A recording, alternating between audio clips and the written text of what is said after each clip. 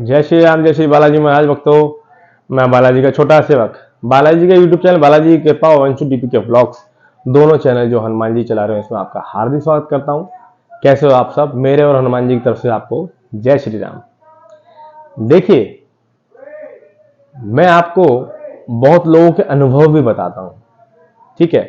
और आज जो मैं हनुमान जी की वीडियो लेके आया हूं, ये आपको बहुत ज्यादा भक्ति से तृप्त कर देगी और भक्ति में लिप्त कर देगी। हनुमान जी की भक्ति करने के कई कई तरीके मैंने आपको बताए, ठीक है। अब मैं बताने जा रहा हूं कि आपको भक्ति करने में दर्शन में देरी हो रही है, दर्शन देर से हो रहे हैं, ठीक है, या दर्शन नहीं हो रहे हैं, या आप 2-2 साल 3-3 साल से भक्ति कर रहे हैं, आपको कुछ फल नहीं मिल रहा। उसके पीछे का रहस्य बताने वाला हूं मैं, ध्यान से सुने। वो क्या है? वो ये है कि आपकी भक्ति कभी विफल नहीं होती है। समय कहां लग जाता है, इस किस्से के माध्यम से आपको पूरी बात मालूम चल जाएगी। किस्सा पूरा ध्यान से सुनना और इस पूरे किस्से को सुन करके आप कौन से लेवल पे कहां पर हैं और आपके पास कृपा हो रही है या नहीं हो रही है, या क्यों नहीं हो रही है, या देरी क्यों हो रही है, उसमें आपको पूरा का पूरा मालूम चल जाएगा कि इसके पीछे रहस्य क्या है। वो ये है कि एक भक्त होता है हनुमान जी का, ठीक है। मान लीजिए आप ही थे, अपने आप को मान लीजिए आप हनुमान जी की भक्ति कर रहे हैं और जंगलों में हनुमान जी की भक्ति करने के लिए चले गए कि हनुमान जी की भक्ति और मंत्र जाप करूंगा मैं। तो भक्ति करते करते आप जंगलों में 8 साल तक अपने हनुमान जी की तपस्या करी। 8 साल तक जब हनुमान जी की 8 साल तक तपस्या की, आपको कोई अनुभव नहीं हुआ, दर्शन नहीं हुए हनुमान जी के, तो आपका मन छोटा हो गया। क्योंकि आप सब कहते हैं ना कि हनुमान जी दर्शन दे देंगे तो कम से कम मेरा मोटिवेशन हो जाएगा और मैं भक्ति में जुट जाऊंगा। ये भी तो परीक्षा होती है। वैसे ही आप मान लीजिए, एक वो व्यक्ति मान लीजिए, जिस व्यक्ति के बारे में बोल रहा हूं मैं, वो व्यक्ति 8 साल तक उसने हनुमान जी की तपस्या करी, हनुमान जी प्रकट नहीं हुए, ना ही उन्होंने दर्शन दिए और ना ही इनको कोई अनुभव हुआ। तो आखिर में थक हार के उस जंगल से चल के अपने वापस भूले बिछड़े अपने घर जाने लगे कि मैं अपने घर जा रहा हूं, तपस्या में छोड़ देता हूं, क्योंकि मुझे दर्शन नहीं हुए, ना ही कोई अनुभूति हुई, अनुभव भी नहीं हुए, तो फिर मुझे लगता है हनुमान जी मुझसे खुश नहीं है।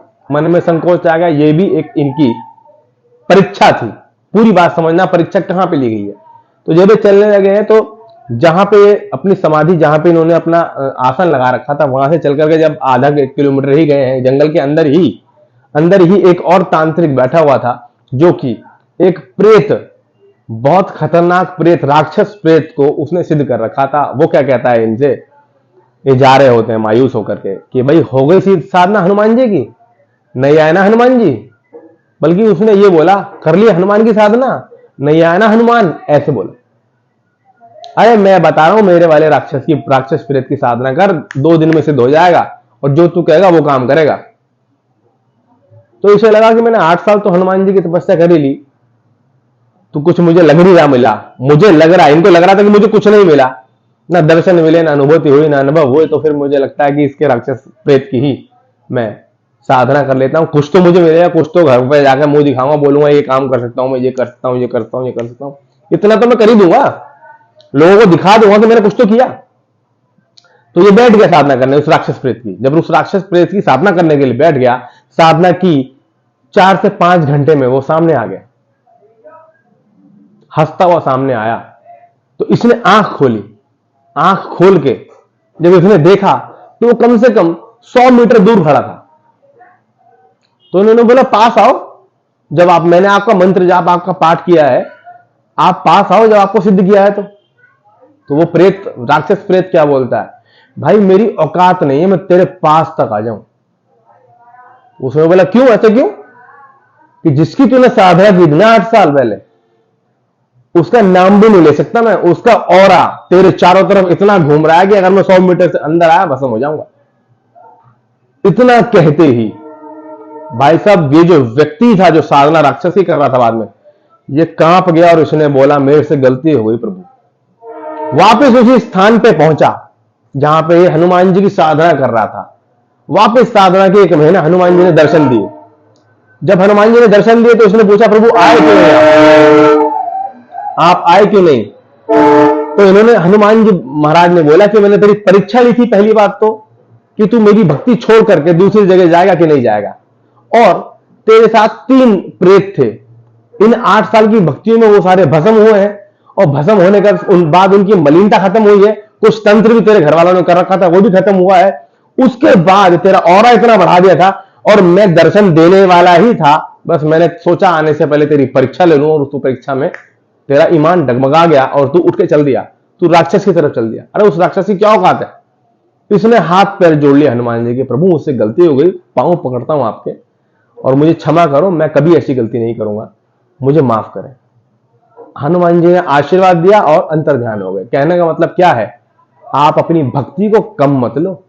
अगर आपको दर्शन नहीं हो रहे, अनुभूति नहीं हो रही, अनुभव नहीं हो रहा, इसका मतलब वो जाप आपका बैकग्राउंड में काम कर रहा है, नेगेटिविटी को खत्म करने के लिए, मलिनता को खत्म करने के लिए, तंत्र को खत्म करने के लिए, घर में सुख शांति को खत्म करने के लिए, या फिर आपने जो लाइफ में अभी या पहले या पिछले जन्म में जो पाप किए हैं वो खत्म करने के लिए वो लगा हुआ है जाप, वो पाठ आपका। और भगवान आपकी परीक्षा ले रहा है, बस ये ध्यान रखना। क्योंकि जैसे कि मैंने इसी कहानी में, इसी किस्से में बताया कि उस प्रेत की औकात नहीं थी। वो कहता है मेरी औकात नहीं कि 100 मीटर के दायरे के अंदर आ जाऊं, मैं भस्म हो जाऊंगा। तूने जिसका जाप किया है, साधना की है, उसका नाम भी नहीं लिखता मैं। इतनी ज्यादा पावर इस बंदे के पास आ गई थी, और घर पे जाकर के इसने लोगों को ठीक करना शुरू करा, और भगवान हनुमान जी की कृपा इस पे ऐसी हुई, वो कभी जाके गद्दी लगाई उसने, और बाबा की सेवा में जिंदगी भर लगा रहा। ये किस्सा आपको कैसा लगा हमें जरूर कमेंट बॉक्स में लिख के बताएं। इस किस्से से आपको क्या सीखने को मिला, क्या दिमाग में आया, तुम्हारे फर्स्ट चीज क्या दिमाग में आई, पूरा सुनने के बाद वो लिखने जरूर मैं चाहता हूं। जय श्री राम, जय श्री बालाजी महाराज, जय जय श्री राम। हनुमान जी महाराज कृपा करें, करुणा करें, आप सबकी सभी समस्या का समाधान करें। जय श्री सीताराम।